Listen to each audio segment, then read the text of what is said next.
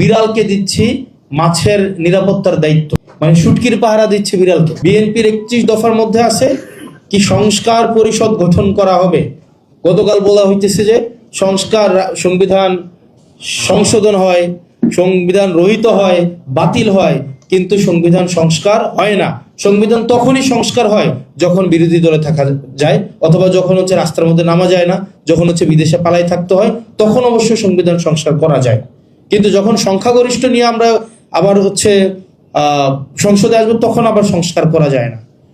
দুদকের স্বাধীনতা আমার তখনই লাগবে যখন আমি বিরোধী দলে থাকবো। হিউম্যান রাইটস কমিশনের স্বাধীনতা আমার তখনই লাগবে যখন আমি বিরোধী দলে থাকবো। আমি সরকারি দলে আসলে আবার সেটা লাগবে না। মানে এই যে মনস্তত্ব নিয়ে আমরা আবার কোন অন্ধকারের দিকে যাচ্ছে, এটা একটা অন্ধকারের দিকের যাত্রা।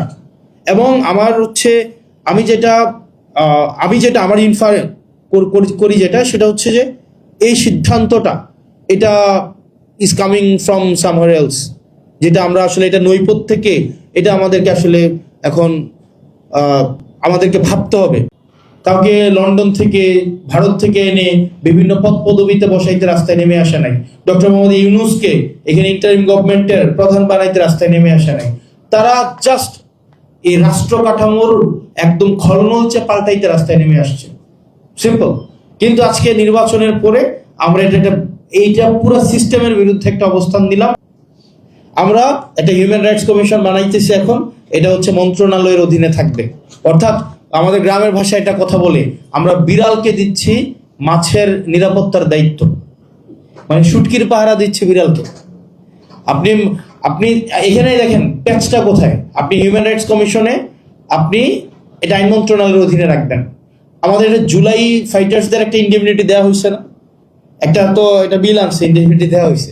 মানে দেখেন বলা হইতেছে তাদেরকে ইন্ডেমনিটি দেওয়া হবে, কিন্তু এখানে যদি এই হিউম্যান রাইটস কমিশনের এই অধ্যাদেশটা যদি ল্যাপস করে, প্রবলেমটা কোথায় হবে?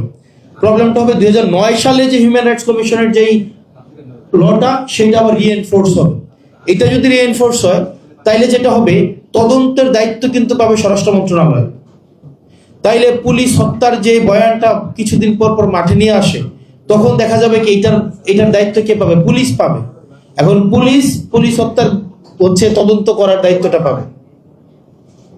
আপনি দেখেন এই যে বিচার বিভাগ, আমি পলিটিক্যাল মানুষ, আমি পলিটিক্যাল ভাষায় কথা বলবো। আমি তাত্ত্বিক জায়গা থেকে আমি এখানে টিচ করতে আসি নাই। ধরেন একদম সিম্পল বিষয়, একটা জাজ পোস্টিং প্রমোশন আপনি দিয়ে রাখলেন না মন্ত্রণালয়ের অধীনে, একজন রাজনীতিবিদদের অধীনে।